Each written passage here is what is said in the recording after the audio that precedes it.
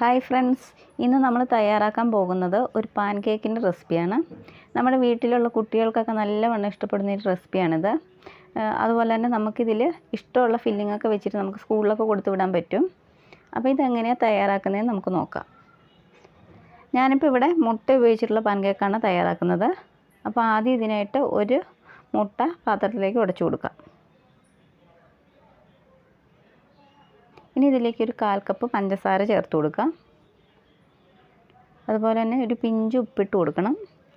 ഇനി ഇതിലേക്ക് 1.5 table spoon melt ചെയ്ത ബട്ടർ ഒഴിച്ച് കൊടുക്കാം. അപ്പോൾ ബട്ടറിന് പകരം വേണമെങ്കിൽ ഓയിൽ ചേർത്ത് കൊടുക്കാം. പക്ഷേ ബട്ടർ ചേർക്കുമ്പോഴാണ് കുറച്ചുകൂടി ടേസ്റ്റ് കിട്ടുന്നത്. ഇനി 1 ടീസ്പൂൺ വാനില എസൻസ് ചേർത്ത് കൊടുക്കാം. മുട്ടയുടെ സ്മെല്ലൊക്കെ ഒന്ന് മാറാൻ വേണ്ടിയിട്ടാണ്.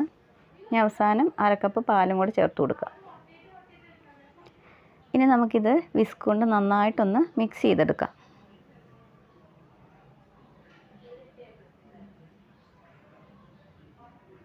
അപ്പോൾ ഇത് മതി. ഇനി നമുക്കിതിലേക്ക് മൈദ ചേർത്ത് കൊടുക്കണം. അപ്പോൾ 1 കപ്പ് മൈദ ഇതിലേക്ക് ചേർത്ത് കൊടുക്കാം. ഇനി ഇതിലേക്ക് 1 ടീസ്പൂൺ ബേക്കിംഗ് പൗഡർ ഇട്ട് കൊടുക്കാം. അപ്പം ബേക്കിംഗ് പൗഡറിന് പകരം ബേക്കിംഗ് സോഡ വേണേലും ചേർക്കാം. ബേക്കിംഗ് സോഡയാണ് ചേർക്കുന്നതെങ്കിൽ ഒരു 1/4 ടീസ്പൂൺ ചേർത്താൽ മതി.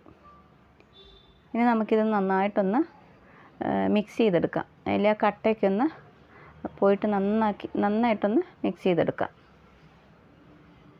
അപ്പോൾ ഇത് കുറച്ചുകൂടി ഒന്ന് ലൂസാവണം. അതിനായിട്ട് ഞാനൊരു 2 ടേബിൾ സ്പൂൺ പാലും കൂടി ഒഴിച്ചു കൊടുക്കുന്നുണ്ട്.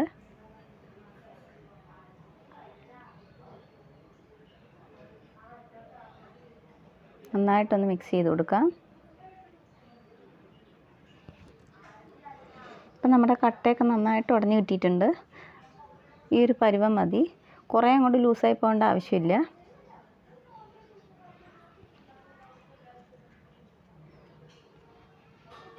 ഇനി നമുക്ക് പാൻകേക്ക് തയ്യാറാക്കിയെടുക്കാം. അപ്പോൾ ആദ്യം നമുക്കൊരു പാന് അടുപ്പത്ത് വെച്ച് കൊടുക്കാം. പാനൊന്ന് ചൂടായി വന്നോട്ടെ. അപ്പോൾ പാനൊക്കെ ചൂടായി വന്നിട്ടുണ്ട്. ഇനി നമ്മുടെ തീ ഒന്ന് ലോ ടു മീഡിയം ഫ്ലെയിമിൽ വെച്ച് കൊടുക്കണം. ഫുൾ ഫ്ലെയിമിൽ വെച്ച് കൊടുത്തിട്ടുണ്ട് നമ്മുടെ പാൻകേക്ക് പെട്ടെന്ന് കരിഞ്ഞു പോകാൻ ചാൻസ് ഉണ്ട്. ഇനി നമുക്കിതിലേക്ക് മാവ് ഒഴിച്ചു കൊടുക്കാം. അപ്പം ഒരു തവി ഒഴിച്ചു കൊടുത്താൽ മതി. ഇത് പരത്തേണ്ട ആവശ്യമൊന്നുമില്ല. ചെറിയ ചെറിയ കുമിളകൾ വരാൻ തുടങ്ങിയിട്ടുണ്ട്.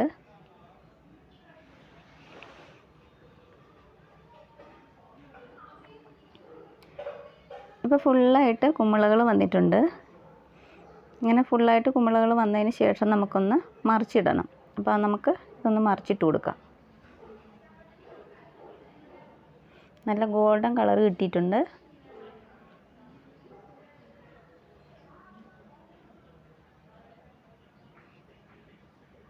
ഇനി നമുക്കിതൊരു പാത്രത്തിലേക്ക് മാറ്റാം. അപ്പോൾ ഇതേപോലെ തന്നെ അടുത്ത ഒരെണ്ണം കൂടെ നമുക്ക് ചുട്ടെടുക്കാം.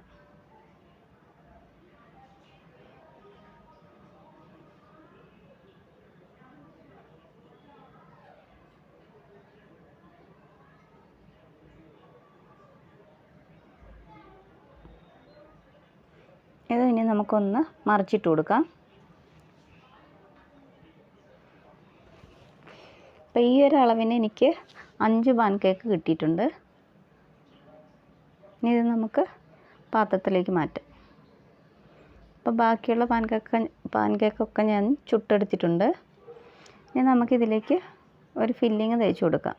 അപ്പോൾ ഞാൻ നല്ല സ്പോഞ്ചായിട്ടാണ് ഇത് കിട്ടിയിരിക്കുന്നത്.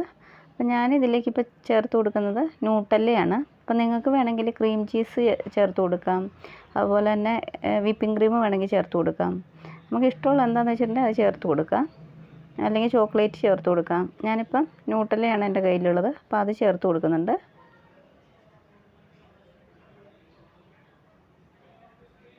ഇതേപോലെ എല്ലാ വശത്തേക്കും ഒന്ന് തേച്ച് കൊടുക്കാം.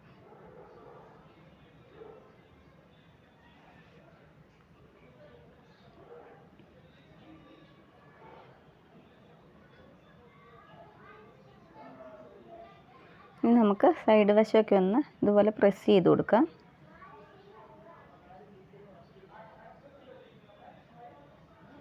നല്ല പഞ്ഞി പോലെയാണ് ഇതിരിക്കുന്നത്.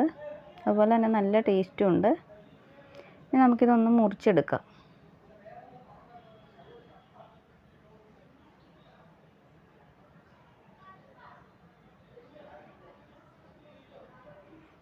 അതിൻ്റെ ഉള്ളിൽ ന്യൂട്ടല്ലയൊക്കെ നന്നായിട്ട് ഇരിപ്പുണ്ട്. അപ്പോൾ നിങ്ങൾക്ക് ഈ വീഡിയോ ഇഷ്ടപ്പെട്ടിട്ടുണ്ടെങ്കിൽ ഒന്ന് ലൈക്ക് ചെയ്യാനും അതുപോലെ തന്നെ സബ്സ്ക്രൈബ് ചെയ്യാനും മറക്കരുത്. അപ്പോൾ മറ്റൊരു വീഡിയോയുമായി കാണുന്നവരെ ബൈ.